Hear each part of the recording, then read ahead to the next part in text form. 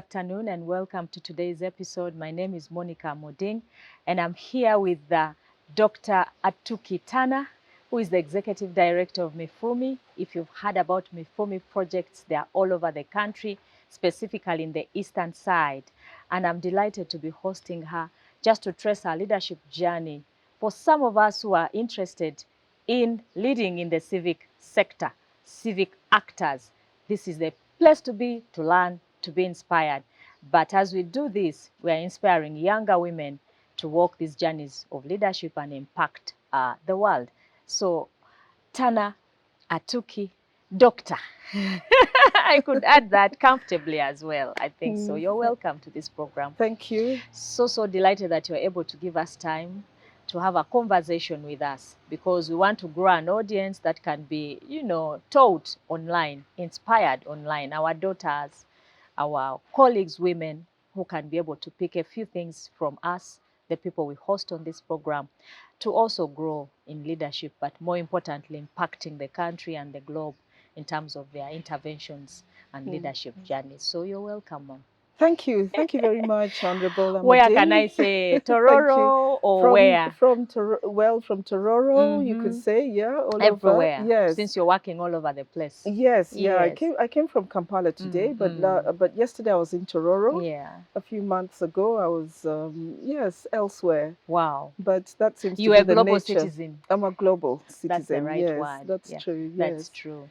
Yeah. So I'd just like to trace your journey, because as we trace that journey, there are people that are walking their journeys and they would like to, it's not easy to get a woman like you. Some people would like to be mentored by you and they cannot know where to find you.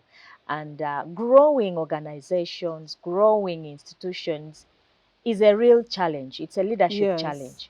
Yes. And that's where we want to pick it from. But before we go there, we'd just like to walk with you that journey of your early life, growing up, the young Atuki in Tororo, in MIFUMI perhaps. I don't know if that's the right part place. Of it. And then your school life, how it was.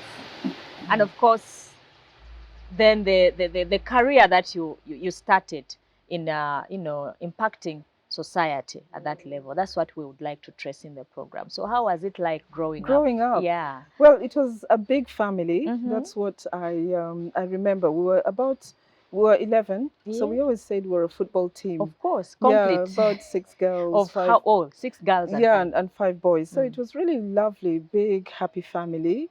In Tororo. I was born in Bali, then we moved to Tororo.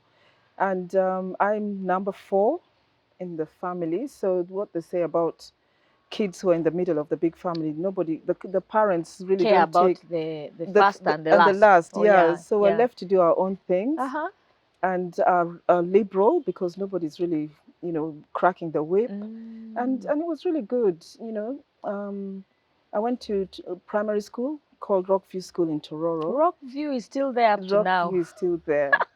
Then in P6, third term, my parents thought I needed a bit of discipline, so they took me to Dabani Girls, which was run by nuns. Oh, yes. A lovely lady called Sister Justine. And a lovely school by then. Yes, yeah. And it's still there. And it's still there. Yeah. So it did, then I managed to knuckle down and start reading and working, and did my primaries well.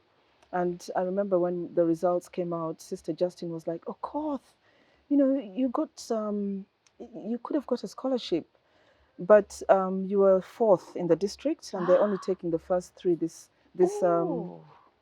year." Wow. And she was really pleased with my English, because I got 97.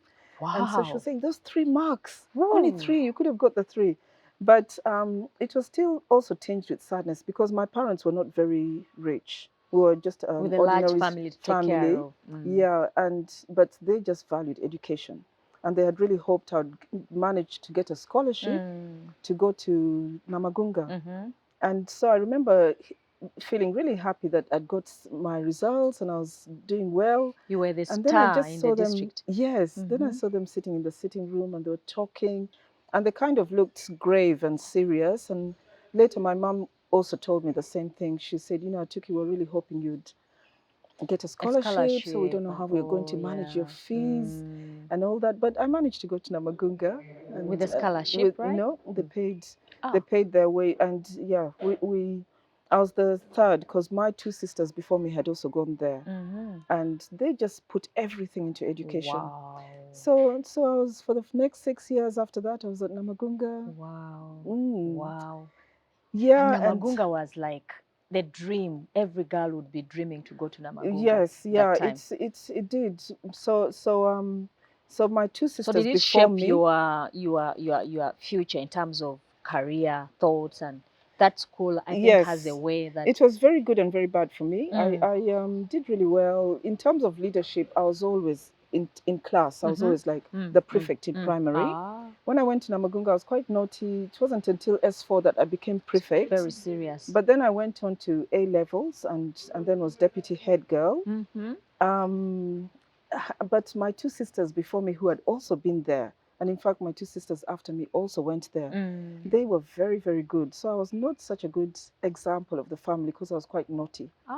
But I think Namagunga was good for me because it fostered discipline. Discipline. Yeah, discipline and love for one's For some country. reasons, most of the and, Catholic schools, they really impact on children in terms of discipline. Yes. A lot of times. But I think the downside is because the teaching was so well, and I was quite good on both arts and sciences, I then did the sciences because in those days, everybody wanted to do sciences. Wow. You know, in Uganda, times were hard and, you know, everybody wanted to somehow go into the sciences. So my two sisters and brother before me had done the sciences and were now doing medicine. So the parents just automatically pushed me into A-level sciences, physics, chemistry, maths. I didn't have a clue. On that? And So I had it done wasn't very your passion, well. actually. It wasn't my passion. I couldn't understand it. I actually fled from my chemistry class. Did back you? then. I wish I had. I had to run. I I just wish I had to had be fled. forced back because it was compulsory. I just So had to you force knew what myself. you wanted. Yes. I knew what I wanted. I was good in English and arts and a lot of, Yes. you know, the histories I would score highly. But Yes. somehow chemistry for me, that chemistry, I think what was bad was even the teacher who Yes. taught it. Yes. I could not understand his English and, well, unfortunately. But somehow I You had made to it. do it. No, you knew your mind better. But I was equally good. So I remember when we went to the biology class, Sister Felicia, this nun from America who was teaching us, just thought, what's Okoth doing in my class? This girl is an artist. So she ran to her back room and looked at the records and found I was the only one in her class who had got a distinction 1. Whoa. And she thought, okay, well, let's see how it goes. But so that being multi-talented and multitask was really a problem. So of course I didn't do well. Wow. And decided to repeat. So my parents took me to Toro Girls School to repeat that was S6. my O-level school. Was it? Yeah. Okay, were you there with Nima? Nima, yes, shortly after she had gone. Yeah, we were there Yes. with this lady. I Bwire? forget the name. No. Who passed on recently? But, No. Much later. Some of the name. Yes, somehow. Yes. Yeah. So I went there to repeat S6. I think I did even worse. And I was now really feeling low because all my friends were now at university already. And here I was still milling around A levels. Then I remember, and it was really nice, you know, growing up with my parents. My dad used to help me to read poetry, you know, Abu Ben Adem and his 40 Dreams, because I loved elocution. So he was very, very good friend to me growing up. But by the time I was failing S6, I got admitted for Bachelor of Science. Okay, but I didn't want to do it. You know, that's not it wasn't your passion. I didn't think I wanted to do that. So he said he really doesn't see the point of continuing to pay fees. So my mom mortgaged, and he had just retired, and we'd moved to our own house. Times were hard. Yeah, I know. So my mom got her prize pig and took it to her uncle country, Kaburu. He had a farm, and she mortgaged the pig to pay my fees to do S6 second time. Wow. Didn't do well. So then my sister, who was by now at Mulago Galloway House, said, Atuki, you're just not a scientist. I know. Because you've been doing well all your life. You just did the wrong course. Go and do the arts. Yeah. So she got me a place at Makerere College in third term. Wow. I did S5 third term, went on to S6. got got good results. Went to law school with I think the 4th highest marks in the in the class. entire Mm, probably country. Yeah, of country, course, yeah. because they were admission Yes, government. yeah. And did law. So I think it's funny, but that kind of failure really became Strengthened you. really inspired many young people, because they kept saying, if Atuki could do it, why I can can't also I? do Yeah, it. let me repeat. Let me try something different. We had a Atuki did colleague it. who we didn't quite think was a scientist, Yeah. but for some reason this girl kept persevering and repeated quite a number. I think twice, Yes. but the third time Yes. she excelled and was among the best in this Wow. in the country, and she's right now a doctor. Good. I think, yeah, Good. yeah. It really shows that there's really no such thing as failure. You know, it's just different routes that we take to get to our destination. Yeah. And you just never really give up if you know what you want. Some people know what they want. They do. Others, like me, are never really clear. Yeah. But if you keep just, it's not a straight line to who you are. Yeah. Because in terms of us as people, there's who we think we are. There's who people think we are, and then there's who we really are. We are the subconscious. Okay. All right. So it takes a lifetime. Wow. Even up to now, We're still discovering. we're still discovering. So I think that really, people who are young people still looking towards their future should just not really look at success and failure as very black and white, cut out like that. Because there's one of my favorite poets called Rudyard Kipling. You might have, you know probably this poem called If. If you do this, if you do that, if you don't do this, you'll be a man, my son. One of the lines I really like are, if you can treat triumph and disaster the same, and because they're both imposters, yeah? If you can meet with triumph and disaster and treat these two imposters the same, you'll be a man, my son. Now, I could say you'll be a woman. But it's fame and success, fame and disaster, they're just temporary. On the same coin. Yeah, just interchanging. That's right. Okay. Yes. Atuki, we would like to try to trace your memorable times, moments when you were growing up. Those are very important. There are some moments can be life-changing. What are some of those good moments that you can recall? So I think I've always been attuned to social justice issues. Okay. And growing up, I was normally top of the class, so I'd always get the first prize. Always. But in third year, in P3, primary three, I had to come for an operation in Mulago, went back after about a term and became third. So we went to get prizes, and I was at the back with my dad. And I remember my name was called, actually, no, I came first, but I received the third prize. Because by the time I walked to the front, someone had already got Patrick there. Omondi, I You remember even his remember name, had his already name. taken my bag. and also I wasn't, so tidy. My dad was frowning, both at the state of my uniform and the prize I had failed to get. So that taught me opportunity only knocks once. Really get up when your name is called. And you have to take the because opportunity. sometimes people are shy. And especially in class, even if a teacher asks the class, who knows about this poem? You might know it, or you might know a story, but you're feeling you sit shy. back on it, yeah. It really doesn't. It doesn't really help anybody, And then in P6 were girl guides. So I think that's important for the girl child, because a lot of times girls try to sit back because that's what society thinks about us. You are, held back by so many things. You don't take advantage of opportunities. True. And it can be in your character, because even when I was doing my master's in creative writing, in women's studies, we're talking about this man who wrote a poem. Sorry, I'm going to tell you about so many poems. I love them. But this guy, he wrote a lovely, lovely poem about the love of his life. The sun never shines, but I see the bright eyes of my beautiful Annabelle Lee. Wow. The moon never beams, but whatever. So she asked, who knows about this poem? Nobody said anything. Haven't any of you heard of it? No, I had heard of it, but I didn't say yes.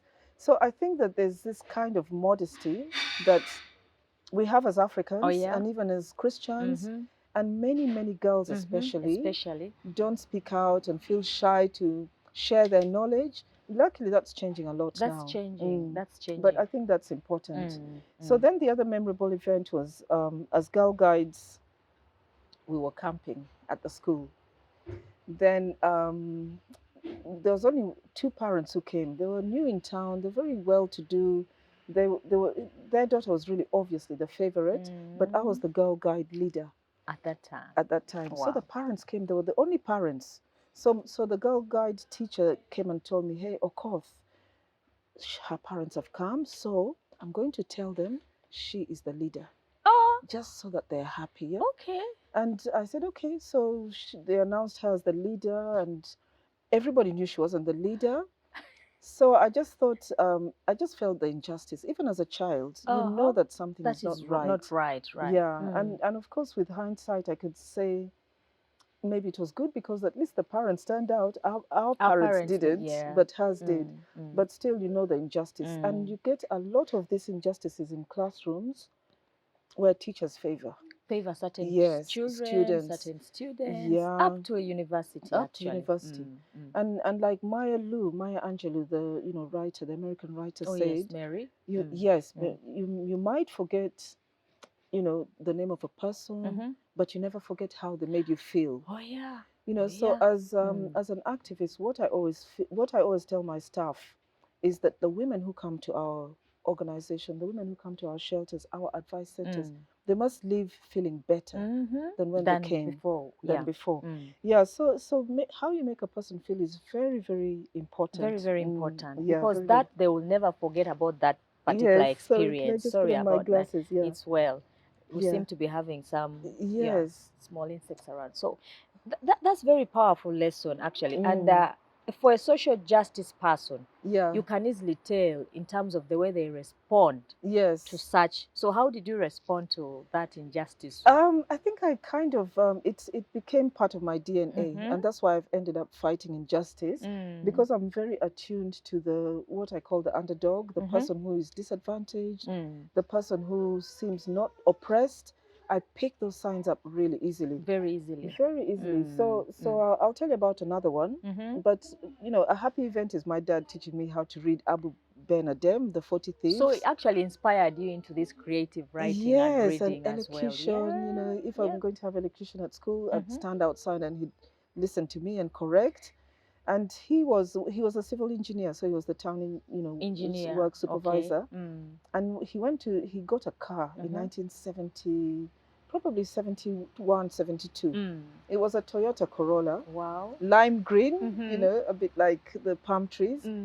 And it was just the poshest car in town. In town, of course. And I can imagine. The sound was just swish. Really cool. He was, and by then he was a young 40-year-old, married man, really with a lovely family. The lovely family. Yeah. So I remember that he used to take us to school when he had his old Austin blue, and he'd just drop us at the gate and go on and go home. Wow. When he got his Toyota Crown, which is called Toyota Crown, he took me right into the school during assembly. We were even a bit late, so the whole school was there. We went right round the roundabout.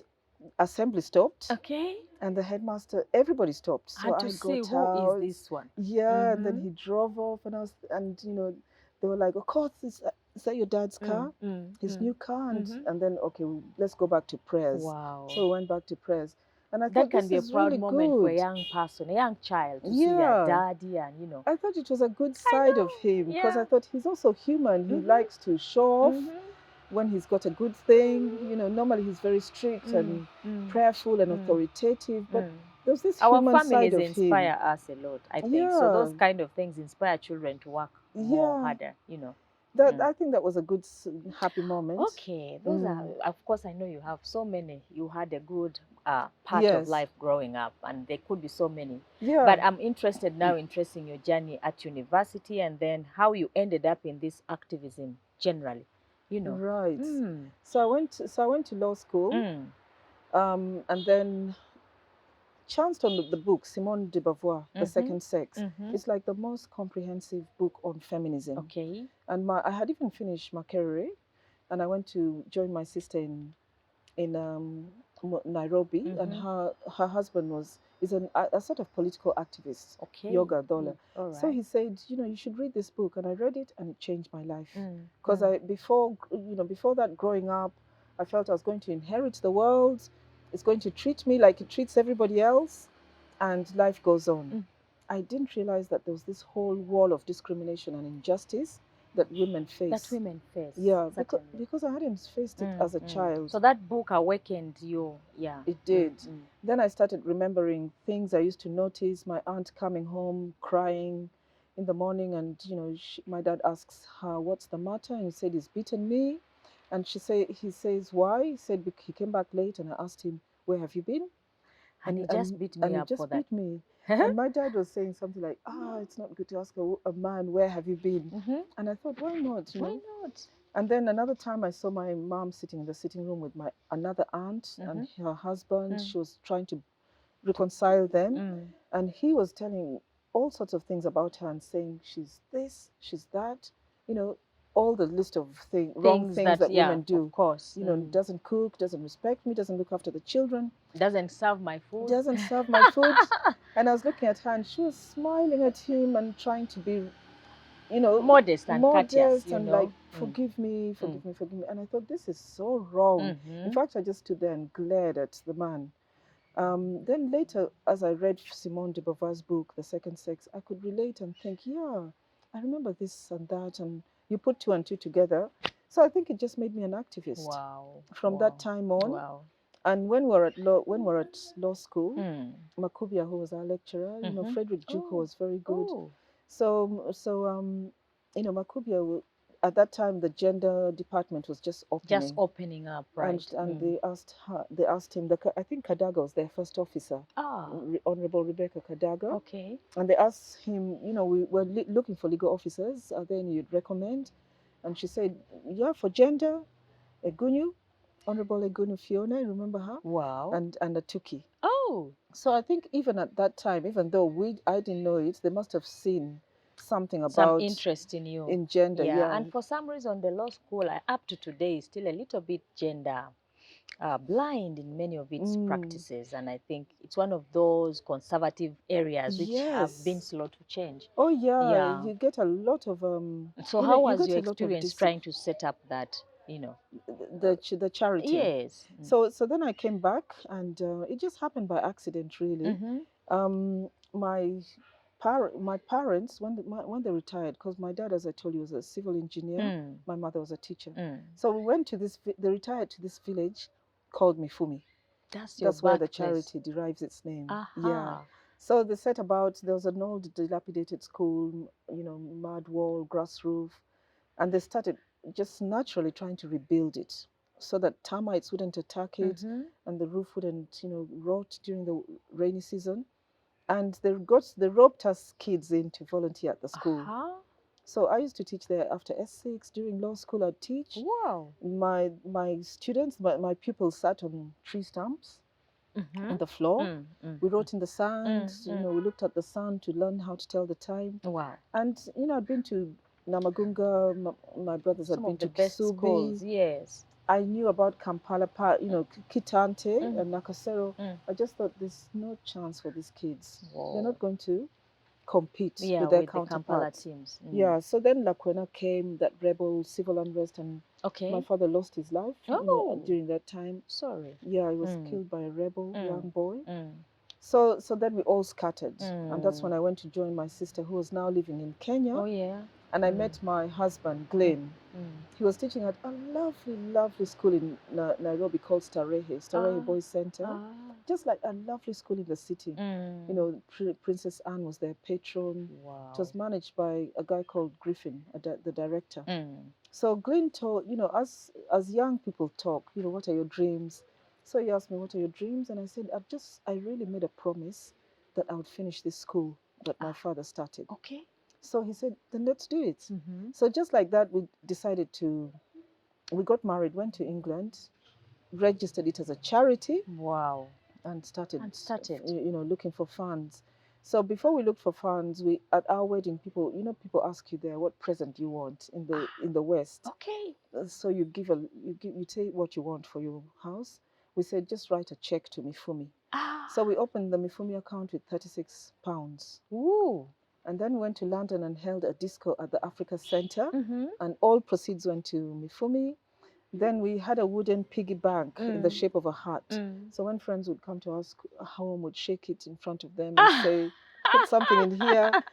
And just like that, the school was built. Ooh. You know, And you concluded it. And we concluded it is now a primary school. We now are building the secondary school. You know, the first block is done. And we made sure girls came to school free, nursery. So we already tried affirmative action. Oh, yeah. And then we built a health center next to the school. Next to the school, because you know, the kids who would come to school, next day they wouldn't be there, because I'd say, what's happened to the little boy? He died of malaria. And then one of the boys who was working on the farm at home, he suddenly got very bad intestinal obstruction and died. And could not get an operation. Yeah, it was just painful. There was no no health center. So we set up the health center. And then my mother was by then the chair of the Women's Guild. Wow. And that close contact with women sort of got us to start giving loans. Okay, to the women in the villages. Yes. Then very quickly we realized they weren't paying back their loans. And that's when my mom told me, the women, you know, their partners take things on credit, and when they ask for it back, they beat them. Yeah. They beat them. So that's how domestic violence started. You know, for some reason, we don't know that Mufumi had a charity background. Of that nature. We have a feeling that it's just around activism on domestic violence, and that's a powerful intervention you made in your community. Yeah, in fact, we were really actually being inspired by you and thinking about my own village. What can I leave? Yes, you know, we were really the darling of the community. Of course, you know, there was people really loved, because the school and the health center were built at a time when there was serious poverty in the country. The NRM government had just come in. We were coming out of the economic war. Okay. And they said things like, Mifumi is now a city.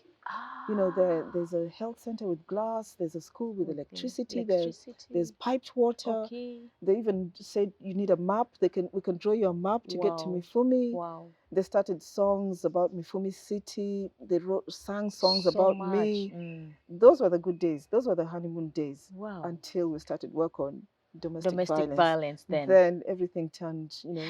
Those are some of the things that politicians are expected to do. I'm now looking at her, I'm wondering, why didn't she even contest for parliament, and she opted to continue with the activism? Yeah, many people kept asking that and saying, why don't you stand? Why don't you stand? It never really occurred to me. Maybe, I mean, it did, but I think the time never seemed right. You know, because my mom, when she was a young girl, her father wanted to sell her off for bride price. And her brother stole her and took her to school. And he was very influential in her life, and he later became a cabinet minister in Obote 1. Okay. He was called James Ochola. So growing up, my uncle was always a very central figure, and I was quite proud of him. Wow. So I remember once when I was at university, and I was thinking, yeah, maybe I'd like to go in that house where my uncle was, and for some time I thought I'd go there, but activism your priorities took over. changed. Activism, yes, and up to today, you are not even interested, I think. Well, here, there, everywhere, not really there yet. Yeah. Wow. So how did why domestic violence? Because you had tried education, you had tried the health sector. Are you still doing all that in Mufumi right now? We still have the school and health center, and that's managed by a different side. Okay. You know? Glenn, my partner, manages that health and education, and also. And so then she came and told us about the domestic violence, my mother.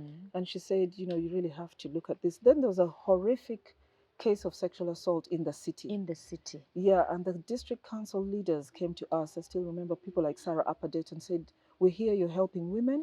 We have this dreadful case. Can you help us? We said, yeah, sure. So we hired lorries, trucks, went into town, demonstrated, placards. Because of one case? Yes, a horrific case of sexual assault by very powerful people in the district. So we just had banners and slogans and saying, this guy is bad, singing with his name. And BBC was following us all around, you know, Benjamin Emojong and all that, Odeke.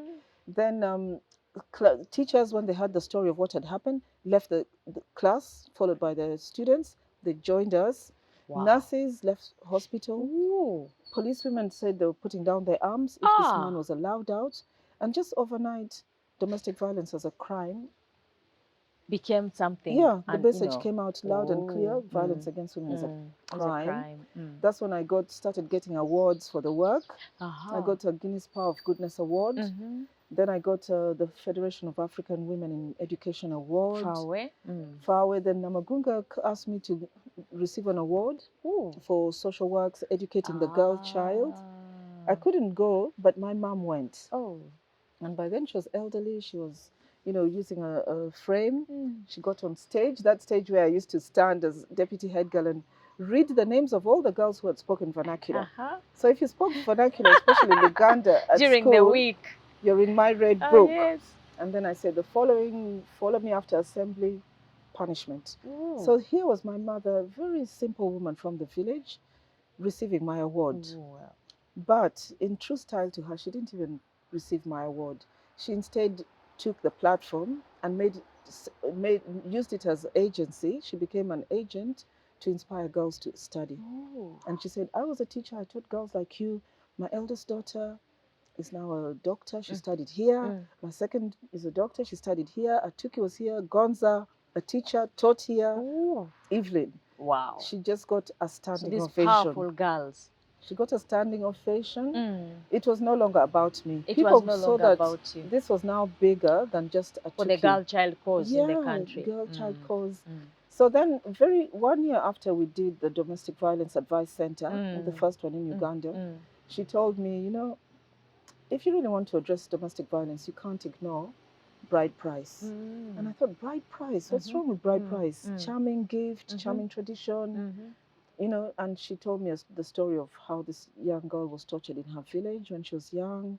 And my mother was just 10. She was tortured in the village center. Wow. Really badly tortured by the men. And my mom, who was then 10, asked, what has she done?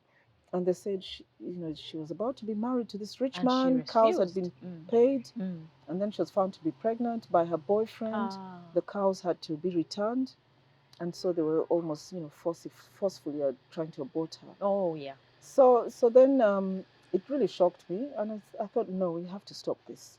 That's when Mifumi embarked on its 15 years campaign. Oh, yeah, against bride price. You ended up in court, then actually. Went to the court, Supreme Court, the Court of Appeal, Wow. Constitutional Court. We lost. All the judges except Justice Twino Mujuni. Oh, yes. He said, I'm a lawyer, I've lived in Uganda, I've practiced law, I know this thing exists.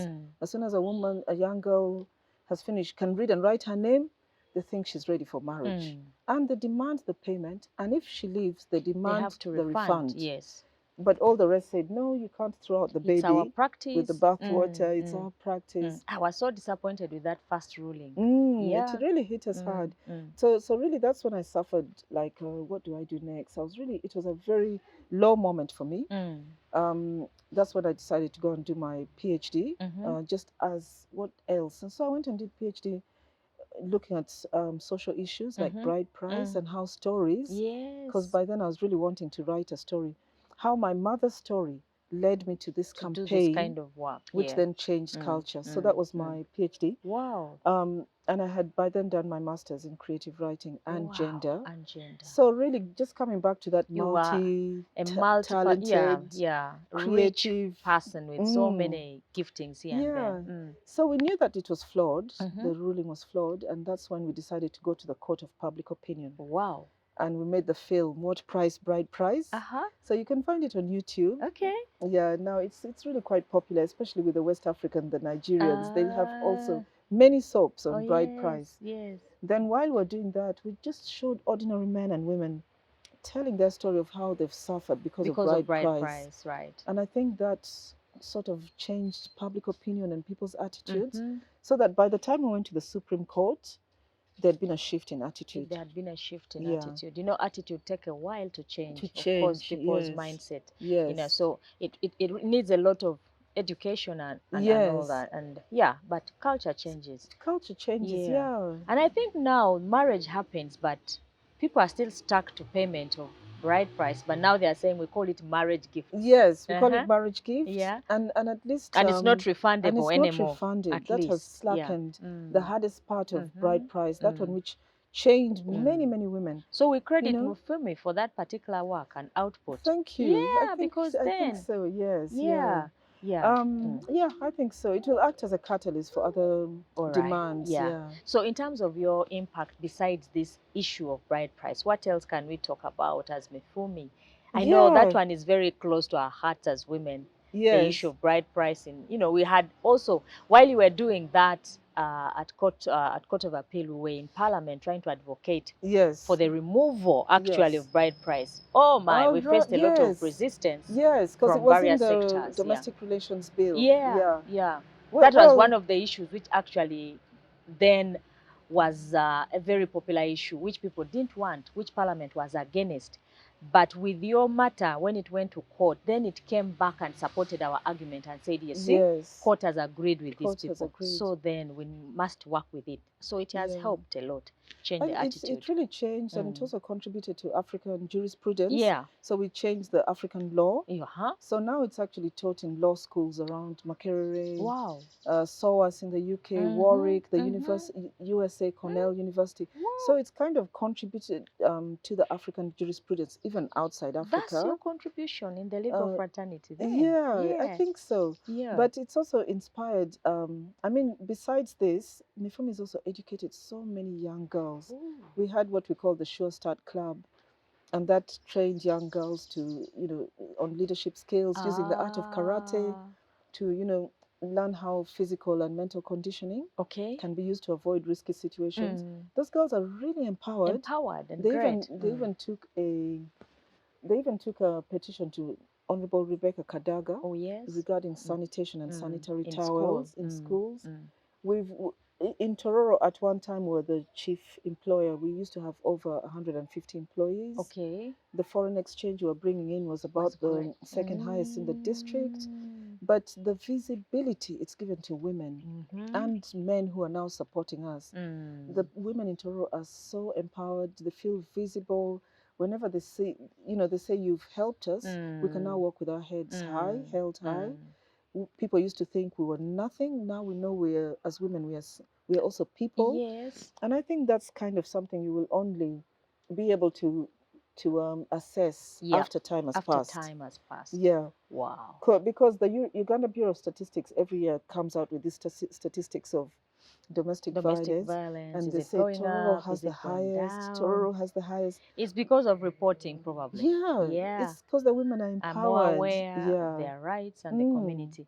I feel like there's a lot. Your interview cannot actually be exhausted in one single interview. There should be another, because now this alone has taken almost all our time.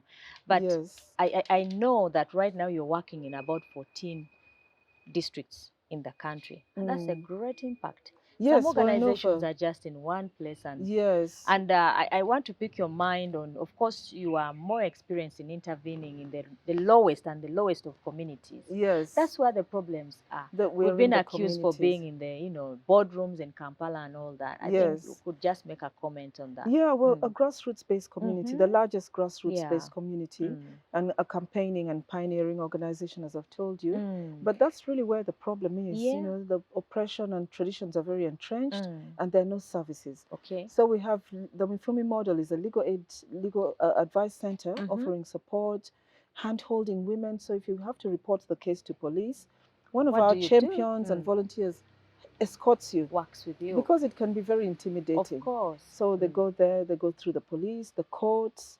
The advice centers have a legal officer and a social worker, and then we have this army of volunteers in the community. We call them champions, men, women, young people, just protecting women and creating a supportive environment so that the burden is not on the woman for, you know, for reporting the abuse, but it's taken off her and shouldered by the community. And we're in consortium right now with, we call it the Heroes. It's a consortium between AMREF, ICRW, which is the International Center for Women in Research, and Cord Aid. So we're in 14 districts working with young people on sexual health, you know, sexual rights, encouraging them to have choices and options and control. And right now, in fact, next week there'll be a team, because it's supported by the Dutch Embassy. We're in partnership with the Dutch embassies. So they'll be going to Kalangala, where we also work. Wow. And imagine Kalangala, Wow. a district with over 80 islands. Wow. 64 of them are inhabited. Quite risky life. When a perpetrator commits offense, he runs to another district. Island. On the island, they have a saying that there's no woman, there's no young girl on this island. So every girl is considered available. A potential woman. Ooh. So we've supported a girl who was harassed, and we thought she was very brave to report sexual harassment. Whoa. When a 60-year-old man was saying to everybody in the village, "She's my wife," or "Your muchala yange," yeah. So she was attempting to commit suicide. Ooh. And we intervened, and the man was taken to court and cautioned, I think, even arrested. And she's now in school. We brought her to school here in Kampala. Just because she had suffered so much trauma. Yeah. So I think we now have a movement, the Mifumi Women's Network. Wow. Across the 14 districts, and we're growing. I think we're the fastest growing women's rights, feminist movement. Wow. And we just hope that more people can join us. More people can join, more groups, more individuals. Yes. And I can tell that you're having a very networking ability, even outside the country. You're networking quite very well in terms of, that support. And as it is, of course, for your kind of work, networks are very, very critical. Yes, that's right. Yeah, we have partners in South Africa. We've supported projects in Kenya. We have a UK office. We have friends in Canada. Ooh. It's I think Jersey community in the UK, the Jersey Island, practically built the school. Wow. The teachers' quarters, the health center. Wow. Supporters are funders like Comic Relief. We built the first police unit in Kirewa near Mifumi in partnership with the German government. Then we built a second police unit. Now there's CFPUs everywhere. Wow. But when Mifumi started with the police, there was even nothing like recording domestic violence statistics. They were just lumped under with assault. So I think that you have to, my husband and I always say, be careful what you'd wish for. Okay. Because your dreams can come true, and actually your dreams can often overwhelm you. Yeah. Because all we wanted was a school. A small thing. A school. Just to change a few lives kids, here let them and there. study in a good, good school. We didn't expect to be fighting domestic violence, bride price, build this network, our lives taken over. But that's been my life. Do you feel satisfied with what you've done so far, or there are some things that you would have loved, to do? Yes. So far, I think if I was in your shoes, I feel quite enriched by your story that you have impacted. I haven't written that book. I haven't written that novel. I was always going to be a writer or a politician. The writing has stayed with me, and I write every day. I write poetry, scripts, novels, short stories. I've won some awards there, but I haven't yet written that book. Apparently, we are supposed to leave when we're exhausted. We've exhausted all our talents. So I hope you don't leave this world when you have not exhausted all those talents that you came with. Yes, I'd love to. Yeah. I'd love to write my mother's story. That's the next one I'm writing now. My mother's story. To write, but I don't seem to find time to do it. Well, next week in early May I'll be running a creative writing masterclass. Okay. At around in Kampala. Wow. So it will be a small one. It's in partnership with the University of East Anglia. They have what they call an Africa International Program on writing, and the chair is this wonderful writer called Titisi Dangaremba. She's a Zimbabwean writer. The novel she wrote about 10, 15 years ago, called Nervous Conditions, was ranked one of the most 100 powerful books in the world that changed the way the world thinks. So she's the chair, and I think she's been to Uganda before. Wow. Yeah, so I should be one of the students coming on one of these days. Yes, and I can imagine you're going to, it's another project that you want to make impact on in the country. And I know, hearing from what you've done so far already, that will be one of the biggest again in terms of growing writers. As you know, in the country, we don't have quite that culture. Very few writers, most of female. Yes, yeah. So, I think I look forward to that contribution. Thank you. Well, but just to say, Jennifer Makumbi, she's lovely. She wrote a book called Kintu. Okay. Kintu. She is a Ugandan, and she's a wonderful writer. Wow. I just had to throw that in.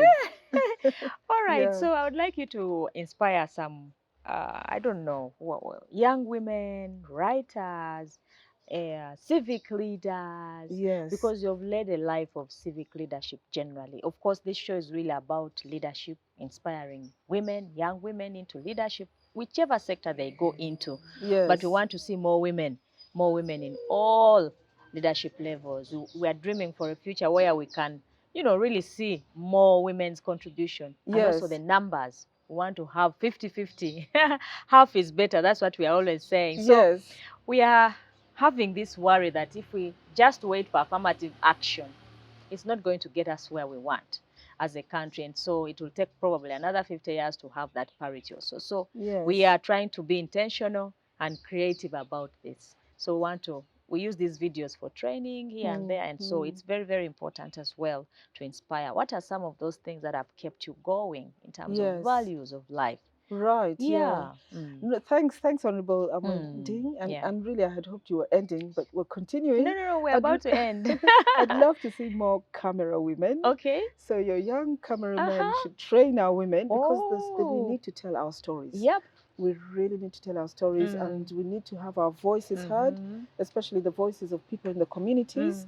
I have a website. I now call it the largest African women's village platform, social media, where I just want to talk to ordinary people and let them tell their stories.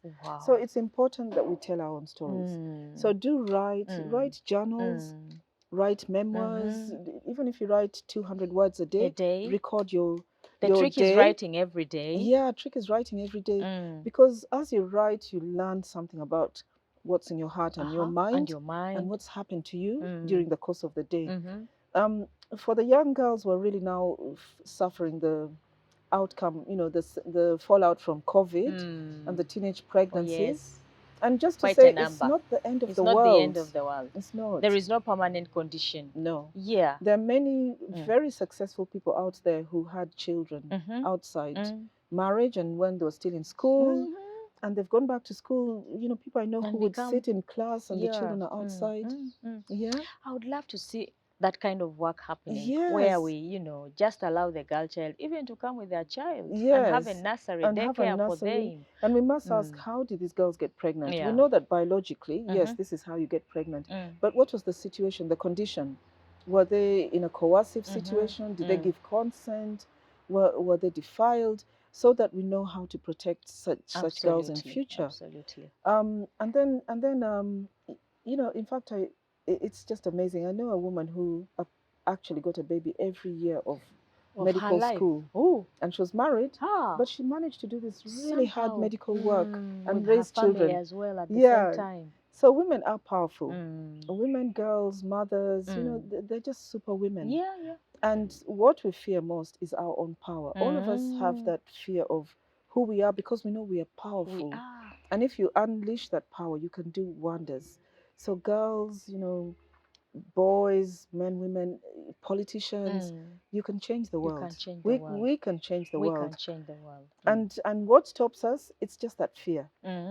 What will happen? And my favorite books, author Susan Jeffers, in terms of inspirational novels, she wrote a book, Feel the Fear, but Do It Anyway. Do it anyway. Yeah, what's your fear? Civic Space TV has asked you to come. Oh, my heart is beating. Feel the fear, do it anyway. Do it anyway. And, whatever happens, you can handle it. Okay. That's very, very powerful. You can handle it. So we just have to try and make this world a better place. And manners maketh man, they say. I say manners maketh woman, because my household is a household of girls. Okay. My daughter, my nieces. But at Mifumi, we interview hundreds of employees. Women. Okay. Honestly, they are all gifted, skilled, they have lovely grades. The people we take on board are the people with the manners. And not those with very high grades. It's who you are, your personality, your character, your manners. And what I see now in Uganda is that there's so much healing that we have to do, so that there's a lot more cordiality in civic space. Wow. So that when you're lost and you stop to ask for directions, you're received warmly. If you go to the supermarket and you're at the counter, you want to, customer care. That, I think, is slipping away from us as a country. Wow. Because in Buganda, for instance, we always used to say, Mpisa Nunji, yeah? Mpisa Nunji. Mpisa Nunji. That's really, and everybody knew Buganda is the place with culture, good manners. Actually. We need to have that happening across the country. Whether Across you're a the border taxi driver, doctor seated behind your desk, respect the patient. Wow. The nurse, respect the woman who's come to deliver, you know. That's what I'd like to see in hospitals, schools. Love these children, you know, respect their rights, don't use corporal punishment, don't, we really need to get back to basics. Okay. Wow. I think we do. I don't know if I am tempted just to keep talking to you, but I think we could use more of you in leadership development courses and, you know, just inspirational, motivational talks, because you have a lot to share. Maybe I'll write a book on it. You should. I don't know about a course. I mean, we can't exhaust your life in this one interview of 1 hour, but I know this interview of yours has humbled me and has inspired me as a person as well. And I know it's going to do the same for somebody who will come across it in their programs to watch it. So I'd like us to wind up from here, and maybe just one last one, because your interview is so sweet and so rich. Where do we see you? Okay. A few more years ahead, because I know. Right. Yes. Wow. Goodness, you floored me with that one. Well, you must be at another level of life. As Ocheno said, I'm a bit media shy, and I told him no, I'm not, and he said, okay, then come on board. Maybe I'd like you to hear more of my voice. You should. And see me more in society, because I think that's where I just want to be, with the ordinary people in the communities, in my country, contributing where I can. Yeah. And you know, I think it's important to say that at the end of the day of our lives, all that matters is who you loved and who loved you. Yes. Everything falls by the wayside. Everything so I'd just love to be far more available, far more with the people who love me. And the people I love. The people you love. And that includes community. So where will you see me? Honestly, I don't know. I'm in and out a lot. I you know, work internationally. Okay. But I've come back, and I don't really want to go back. Uganda is sweet. Home is nice. Yes. East or west, you know, it's always home. Wow. Thank you. Okay, we shall see you around, I know. Atuki. Yes, Atuki. Tukis, yeah. You know, I have another Atiku somewhere, so the names are very close. But I'm so grateful that you were able to make some time to come here. Your story is so rich, it's so enriching. I'm sure young women out there, this particular story will keep you humbled and will keep you desiring to do more, desiring to impact more and to do more in terms of societal development. And I know we are going to meet again in different spaces. I would like to see more of you in these spaces. As you work at the local level, we also want to hear from you in terms of, you know, that story at the national level. It's very, very rich and very impactful. So wish you well. Say hello to your family and keep the girls going. Tell them because of that sisterhood, we need that sisterhood at a wider level. Yes. That's why we are here in terms of this program. Thank you. Thank you so very much, Honorable And Amoding, for our viewers, keep having that discussion, keep sharing, keep inspiring, keep impacting. I think that's what Madame Atiku's stories are. Atuki. I think that's what Madame Atiku's story has been about today. So until we meet again in the next episode, Shalom.